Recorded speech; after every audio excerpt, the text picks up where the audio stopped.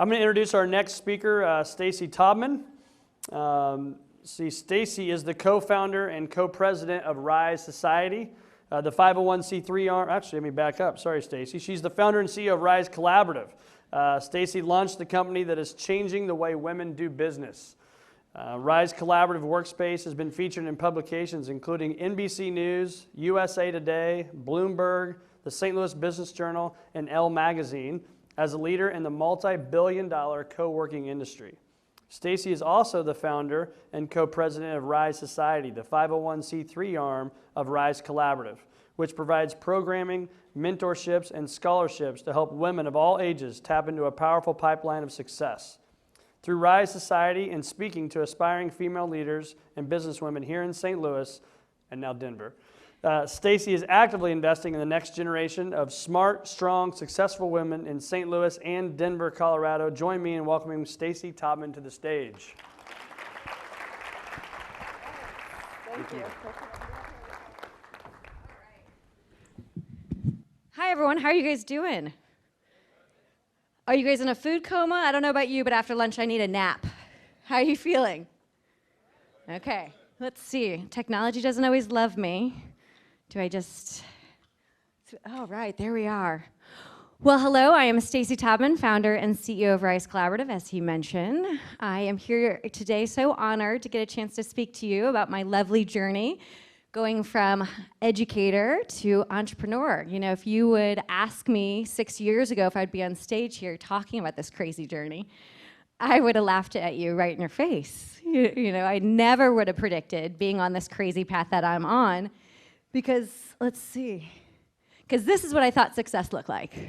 Have you guys ever seen this?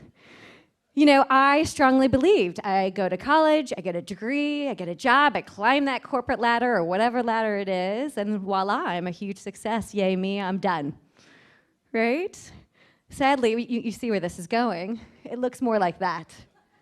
At least for me, it has. You know, it's funny because I think that that's what it's going to look like for everyone, but just on Friday, I had a great coffee with a woman who did exactly what I just talked about. She went to college, got a job, worked for 12 years, 14 years, I take that back. And now is looking back and being like, is this what I want for my life?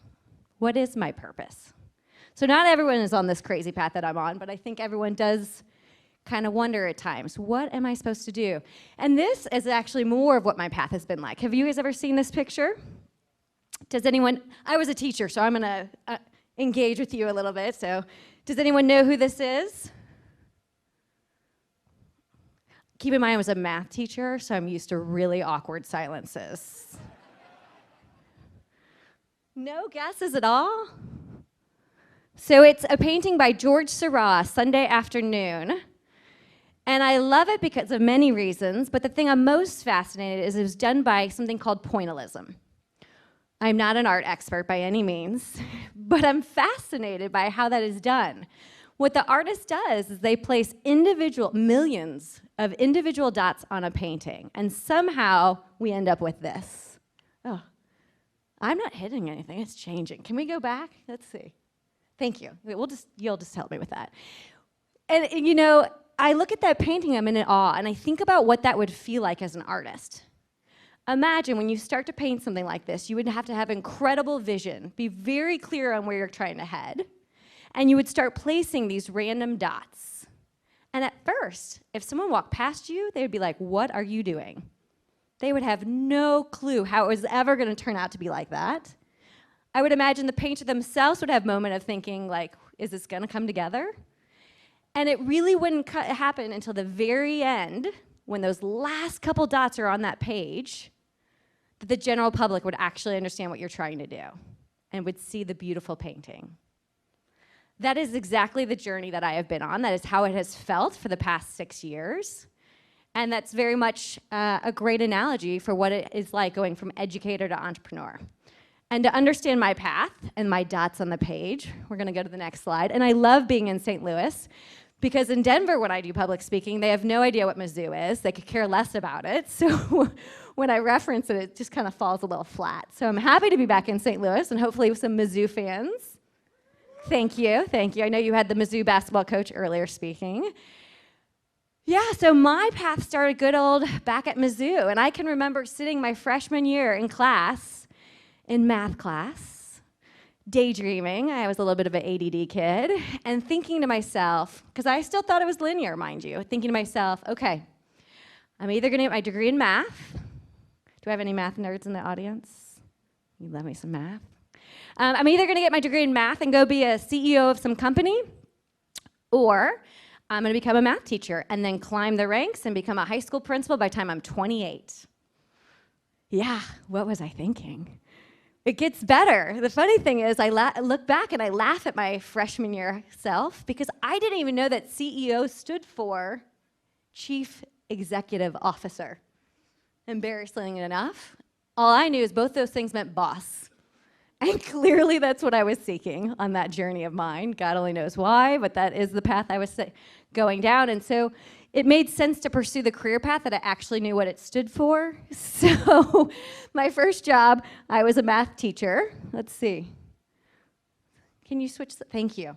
I went ahead and pursued the math route. I became a high school math teacher, many of years at Kirkwood High School. No Kirkwood High School fans.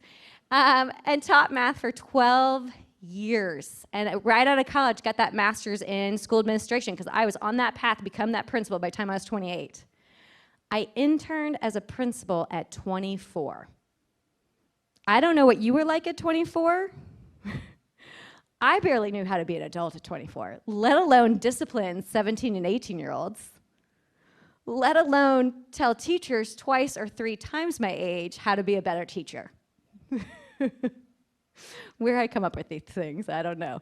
But it taught me a lot, and ultimately that was not the right path for me, as you can probably fathom.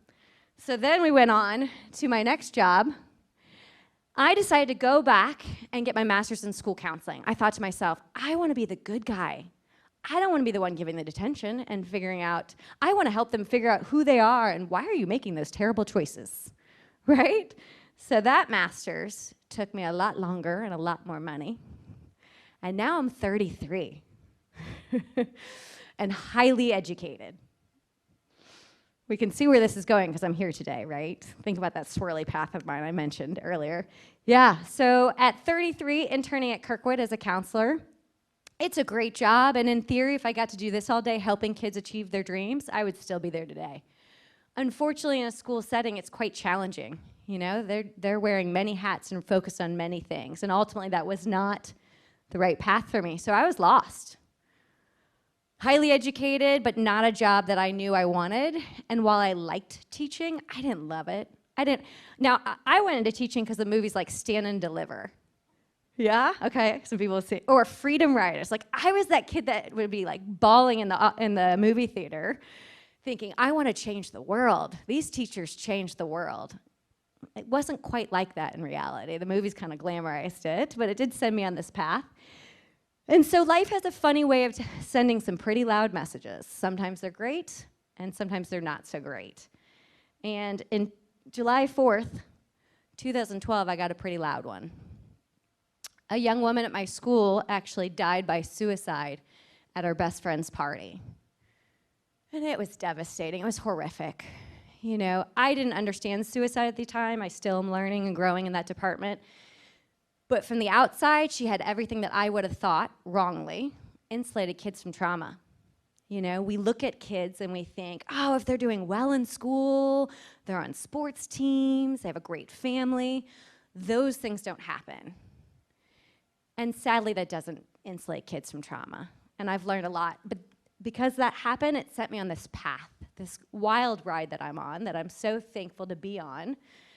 And you know, I wanted to change things. That was a tipping point for me. High school's tough for boys and girls. It's funny, my boys students were like, Miss Taubman, what about us? Aren't you gonna help us? Because after this tragedy happened, I went on to start a company called Girls Dreaming Big. And my boys students were like, what about boys dreaming big? I was like, I think you have problems too, I just don't know how to solve your problems. So we're gonna focus on the problems I understand.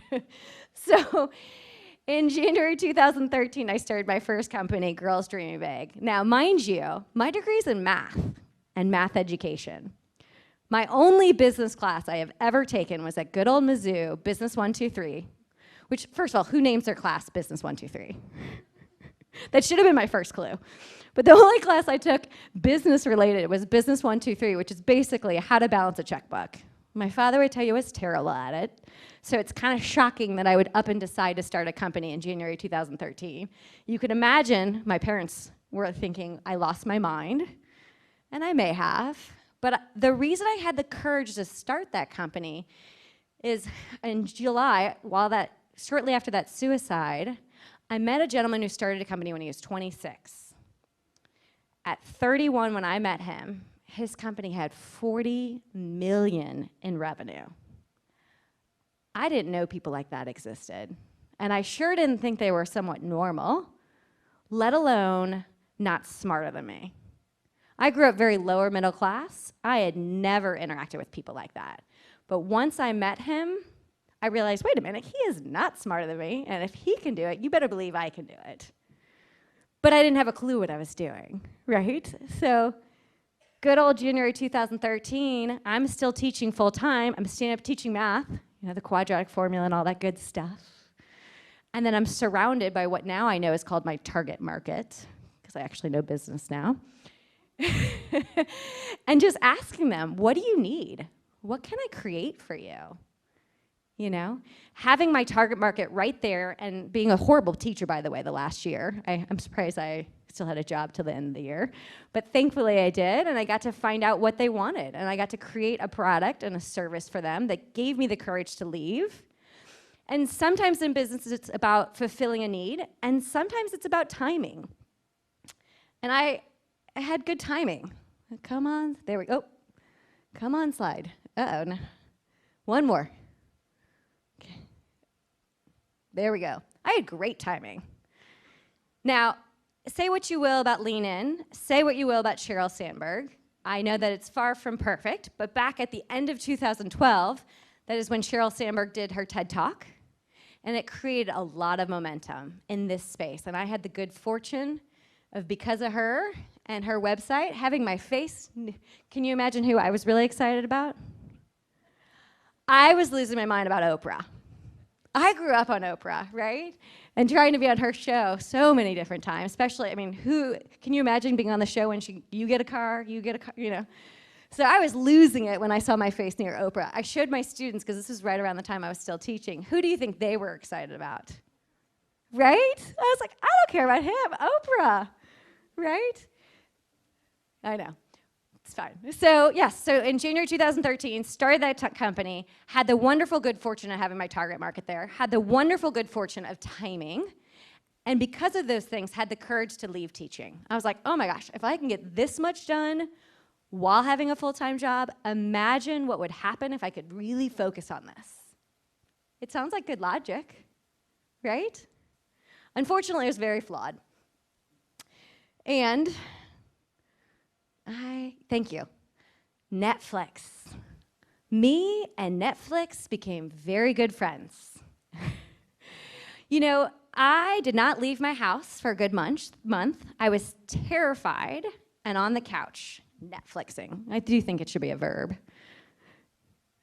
Here's the thing. I took for granted how much my classroom and my peers were why I had the courage to go out there and give this crazy thing a go.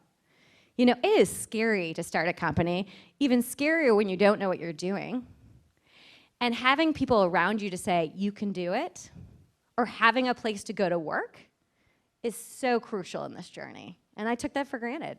And so me and Netflix became good friends for a good old month. Now keep in mind, I am not a trust fund kid. So when my salary was gonna die at the end of that summer, because as a teacher you get paid all the way through August, we were gonna have some real problems. So it was time to get off the couch. And so I reached out to my 5 friends, they were all teachers, and I said, I need to interview smart, strong, successful people, because how do I help young women achieve their dreams? I know how to be a teacher, but what if somebody wants to go into finance or any of these other lovely professions that are out there? And so I started having oh, hello there. I started having coffees with smart, strong, successful women. Again, I love being back in St. Louis because this picture actually resonates. Where is this lovely picture? Right? And I love that you guys call it Bread Co. In Denver, they look at me like, what are you talking about? Especially since that whole bagel thing went viral. They just don't get it in Denver, right? So this became my office in July of that summer. And I laugh because when I was a teacher in the summer, I would go to Breadco and I would think, do these people not have jobs? I kid you not. I really had such a lack of perspective to understand that that is an office for many people, and it became my office. And so I started interviewing smart, strong, successful women. It started with 1, went to 5, and pretty quickly I had interviewed 300 women. Talk about taking one numbing tactic of Netflix and just transferring it over, right? I was terrified. I didn't know what I was doing. But thank goodness I went ahead and did all those coffees, because now that I know business, I can say I was doing qualitative market research. Got the fancy terms now. Yeah, so after 300 coffees, you could, and don't worry, I didn't drink 300 coffees. People always worry about me because I'm a little jazzed up naturally. So I limited a couple a day.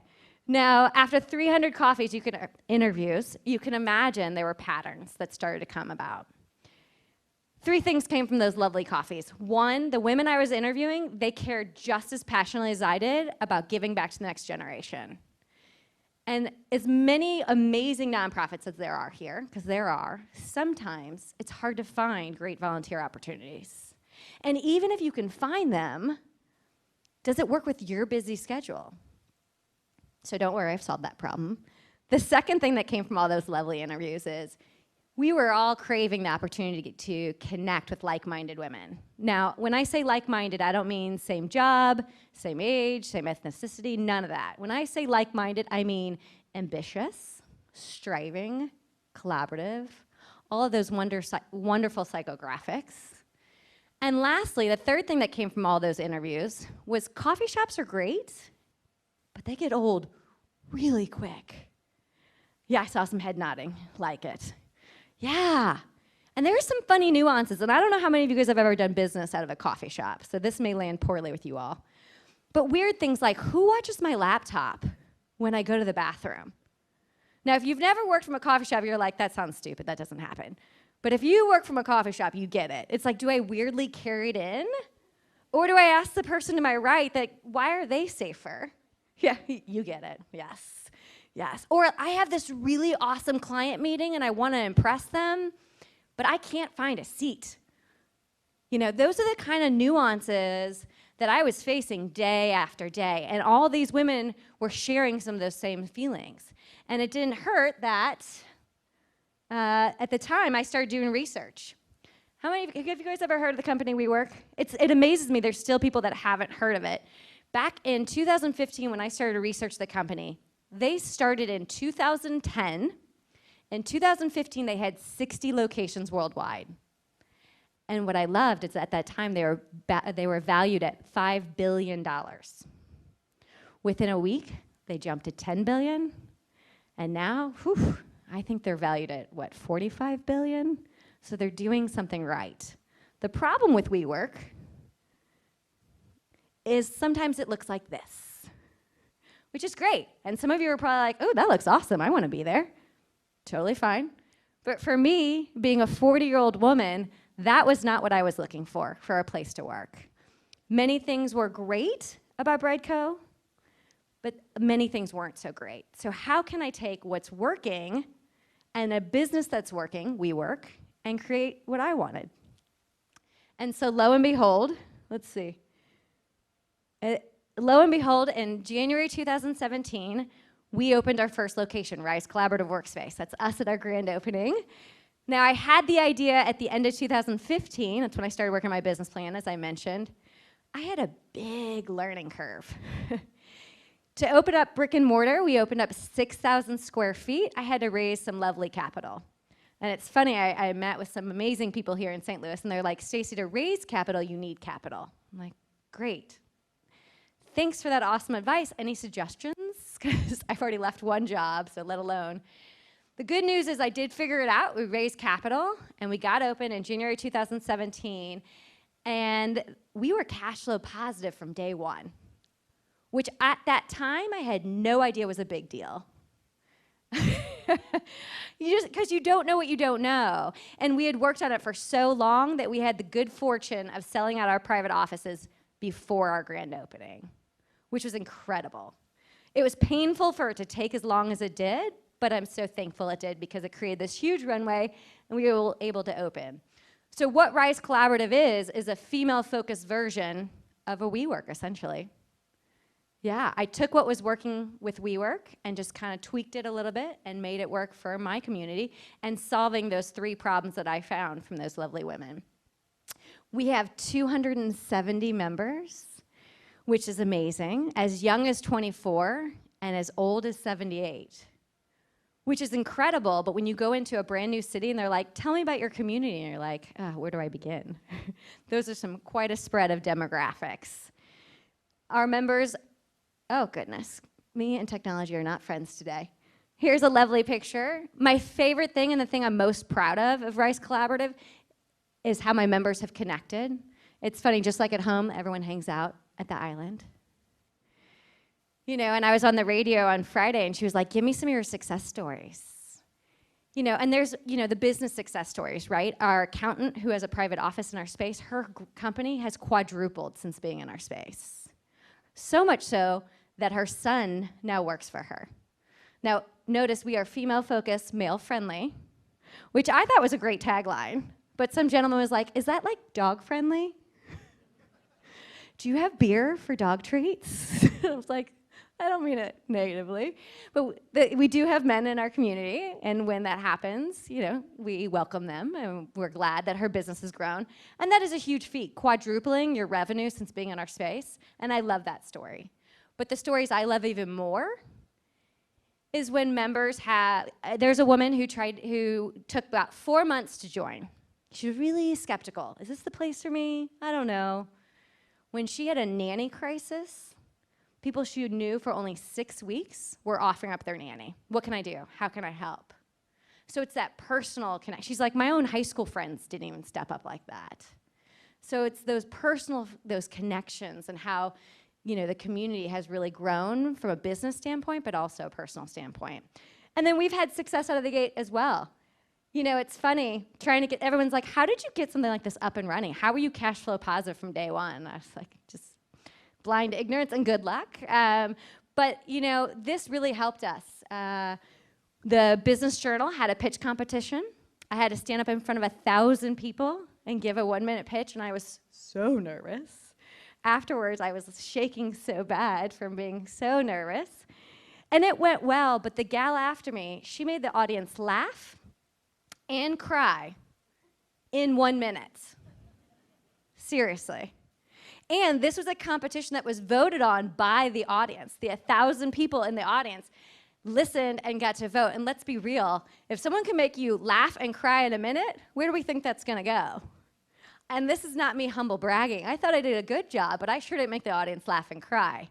So when we actually did win that $25,000 check, I don't know if you can see that picture, but that's me and my business partner ugly crying hysterically because we had for sure mentally prepared. There was no way in heck we were going to win that. But here's the thing I didn't understand at that time. Those thousands of women in that audience, I would say a good 500-600 of them I had had coffee with. And they had been part of my journey at this point. And they felt like by voting for me, my success was their success. And that was a really big eye-opening for me, how much that social capital I had built up was why I won. You know, at the end of the day, people want to help you, and you never know how those dots are all going to come together. And so that made a big difference in mine. Oh, I think I finally got the hang of it. Another thing that helped me, timing. It is amazing in business how much timing matters. Some people call it luck, some people call it timing. So I opened in January 2017, about 6 months before I opened, a company called The Wing opened. They are in New York. They are a PR machine. And because of them, a month after opening, we were in Elle magazine. Then we were in Bloomberg, USA Today. The list goes on and on and on. People think that we are a PR machine. We just had good timing and I guess good SEO. I'm like, I don't know how they found us, but I'm so happy they found us. The best one was the Today Show. So I am on my honeymoon with my husband in Italy. I get a text from my business partner saying, I think they just mentioned us on the Today Show. And then I get on a train in Italy with no reception. So you can imagine the next 3 hours, I'm like, what is she talking about? How did that happen? This is amazing. So yes, we were mentioned on the Today Show. And I'd like to say it was all about us. It's about the Wing too. And in business, it's great when a company like the Wing creates this huge momentum in my market. They are the leaders in the market. They've raised $95,000. Let's try that again. $95 million. Their investors are WeWork, Airbnb, and various others. Number 2 in the market is something called The Riveter. They've raised $24 million, and we tend to come up 3, 4, or 5. And so it has been a wild ride and super exciting. Some other fun moments that lured me into wanting to open up a second location. Nicole Miller, the national brand Nicole Miller, reached out to us and said, we want to come to St. Louis, and we want you to put on an event. People are like, how did you all find Nicole Miller? And I said, we didn't. She found us. It's those random dots that you have no idea how they're going to come together. And the last big highlight from St. Louis, again, random dot. I get an email on a Monday that says, hey, we need someone to monitor, to lead the Bush Sisters book tour next Monday. It's like, what are you talking about? I immediately picked up the phone. I did not play it cool at all. I should have played it cool, but I did not. I was like, yes, I'm in. And so that was a pretty big moment to be able to have the opportunity to meet the Bush Sisters and when they were here on the book tour, be a part of it. So all of those things were incredible. And they often compare running a business or starting a business to being a parent. Now, I am not a parent yet, and I have not been through childbirth officially, but I'm starting to understand that analogy. The first time you have a child, from what I understand, is quite painful, very scary and challenging and exhausting, but somehow along the way you have amnesia, which gives you the courage to have a second one. So all of those lovely things I just shared are the things that gave me amnesia, which got me motivated and confident enough to be like, you know what, we did it in St. Louis, we're successful, things are going great, let's go ahead and jump into a brand new city like Denver, which, by the way, I had never been in before February 2018. But I am a poster child of a girl dreaming big, and I've always seen Rise Collaborative all over the world. I've seen the impact it's had on our community, and I think about how amazing would this be if we can make this impact all over the world. So in February 2018, I get into Denver. Have you guys ever been? Do we have any Denver fans? Yeah, I fell in love. That place, you think, in the winter here, what is it? It's cloudy from November to April here sometimes. It is sunny there almost every single day. But I will say, I thought weather was crazy here, how it'd be like cold one day and warm the next. It's snowing one day and 80 degrees the others. So it's been an interesting ride. But yeah, so I went to Denver in February 2018, and I was like, this is an incredible place. And I want to bring my business here. Now, keep in mind, I know how to open up a business through brute force. We got it up and running through thousands and thousands of coffees. But we think we're onto something, we're going to give it a try. So I get back into a new city, start having coffees, and I realize that it is just like childbirth. This second child, whew, I have forgotten just how painful and challenging this is, and exhausting. And there were definitely days that I thought to myself, what am I doing? There's no way I can pull this off in a second city where no one knows me. And people are asking me questions, and the best was when I'd say, hey, I'd love to have coffee with you. And they're like, I don't need what you're selling. So it was a very humbling experience going into a brand new town, coming from St. Louis, and I said, hey, I'd love to have coffee with you. People are like, awesome, when? I'd love to meet you. I'd love to talk about, what's happening. In Denver, where no one knows who I am, nobody wants to talk to me. For the first 6 months, I could not break into the market and darn near quit. Thankfully, I didn't. And we have opened our space, actually. We just had our grand opening, April 2017. We went from 6,000 square feet in St. Louis. We decided to up it to 11,000 square feet. We have 75 founding members already, which is helping me to have the courage to keep going and thinking about my third location already. And our grand opening was just on April 17th. We had 600 RCPs, and over 400 people came through the door. So it has been a crazy, amazing ride. And again, timing and getting out there and meeting people is what has been the secret to my success all along. Because at the end of the day, where you go to work really is about who you're around. And what people are craving is a community. It's scary to go out there and go after your dreams. But when you're around people that will say, I believe in you, I want to help you, that's life-changing. And that's what it's been like for me throughout these 6 years through this journey. And that's a lovely picture of us on our grand opening. I have learned a lot going from educator to entrepreneur. But probably the biggest thing is that you have to be very clear about your why and your vision and that lovely painting I showed you. But you better be pretty darn flexible on your what and your how. Because it changes and it morphs. But if you keep on putting those dots on that page and keep getting after it, it does eventually form the beautiful picture I showed you before. So thank you. Q&A. I was told I'm supposed to do a little Q&A, and like I said, I'm good at waiting people out. I have a question for you. So what allowed you the opportunity to leave teaching? Because I'm sure a lot of people in this room, we have goals and dreams, but it's scary to take the risk and take the plunge. So what was that thing for you that allowed you to do that?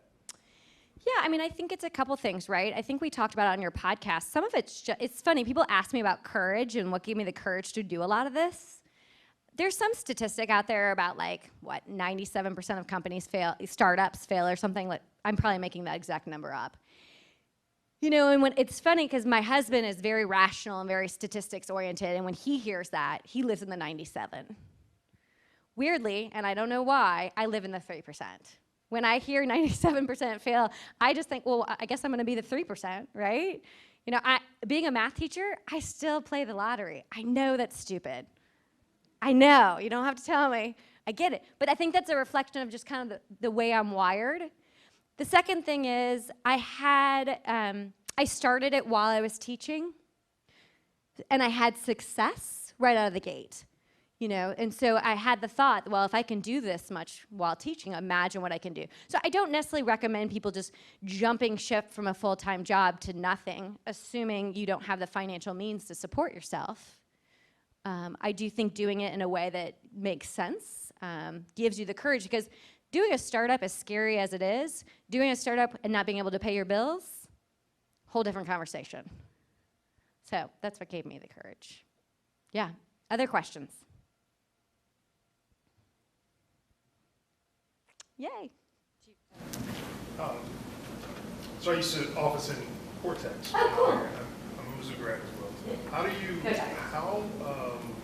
your space differ from what happens in Cortex? Yeah. Well, first of all, Cortex is amazing. If you haven't gone, I highly encourage you. It's a beautiful space, and they're doing great things. I think the biggest thing is going to be location.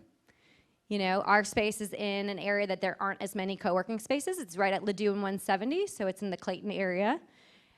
It's smaller. I am a secret introvert, which I know standing up here on stage, you're like, yeah, right. Yeah. But I am. I'm a secret introvert, and so this large campus of Cortex for me is a little overwhelming.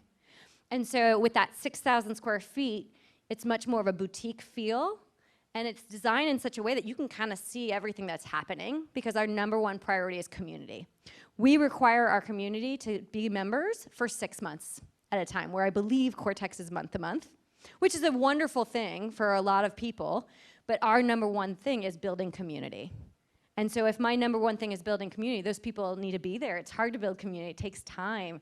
I like to use the analogy Cheers, but I'm realizing not everyone understands. As I'm talking to younger and younger people and getting that blank face, it's like getting a little awkward, but it's like the TV show Cheers. You want everybody to know your name when you walk in, and that's what we're building. And so I would say that's the biggest differentiator. And then we put on member programming led by members for members. The teacher and me, we have curriculum. Now, my business partner tells me never to call it curriculum because people will have flashbacks to their school days, but it's curriculum. Every month has a theme, and then every week we put on programming around that theme. So it's very intentional in our program. And Cortex does cool programming as well. It's just not necessarily just for members. Yeah, good question. The question I always get is, why Denver? Was that going through anyone's mind? Okay, good. I'm like, gosh, I need to start, making money every time someone asks me that question. Why Denver? How do you pick your second market? That's a tough thing to do, right? We made a list of about 5 cities. A city like Kansas City was on our short list, right? So easy to get to, relatively close, relatively similar. So if you look at Kansas City, you look at Denver, you look at St. Louis. So St. Louis, roughly, give or take, has 3 million people. My husband tells me, so don't quote me on this. Denver also has roughly 3 million people. So, a similar dynamic, similar size. We are in Clayton. We were looking for an area that's similar to Clayton. So when you look at Kansas City, where in Kansas City is the Clayton? Some people said the Plaza. A little bit, right? Some people said Overland Park. Yeah, I can see that, but I would also push back that that's a little bit more like Chesterfield, which is not bad, just different than where we are.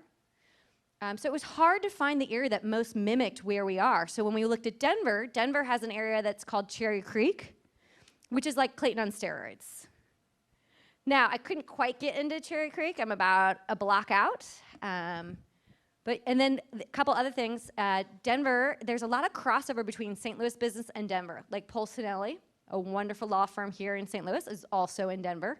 So a lot of businesses doing business in both cities. And then lastly, there are 72,000 women business owners here in St. Louis with no employees. Which is a big market. And that's not all that our community is, but if you look at the bell curve, that's a good chunk of us. Denver has 88,000. So it's a good-sized market.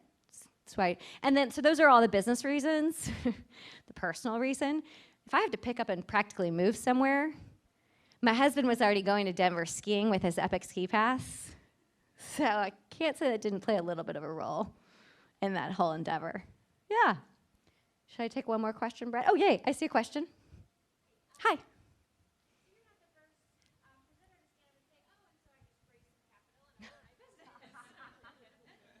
Okay.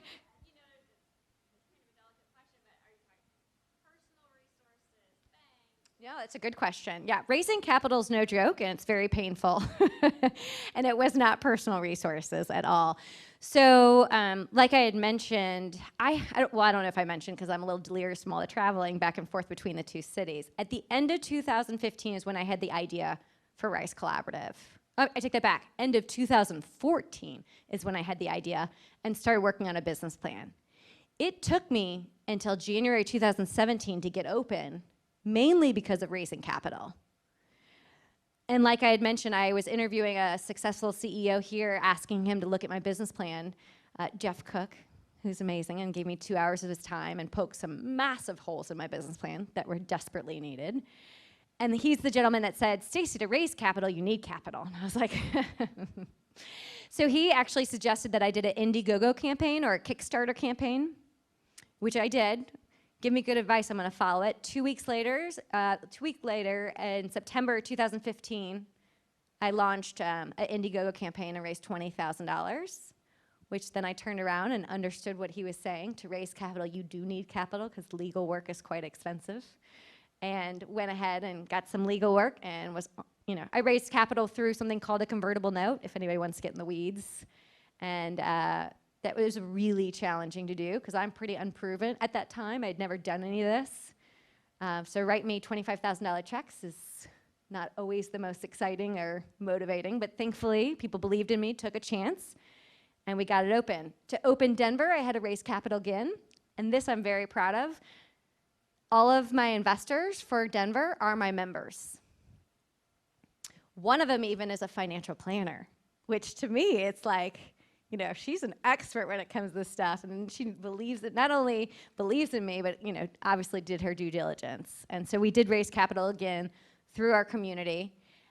And it's funny, I would have never been on stage telling you this, but my build out in Denver was so painful and such a mess the owners. We don't need to get into that. But because I faced such adversity in Denver and it was so frustrating, assuming I get my sanity and assuming I have amnesia and I decide to go for a third one, I'm actually going to raise millions and buy the building. I will never again be treated the way I was treated. They were incredibly unprofessional, unethical, and sexist. And often in real estate, it is owned by men, and men are great. And I've had lots of people involved that are been men that have been wonderful, but this was not a pretty experience.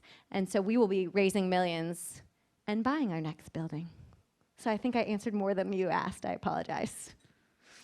Well, Brett, I probably want to honor your time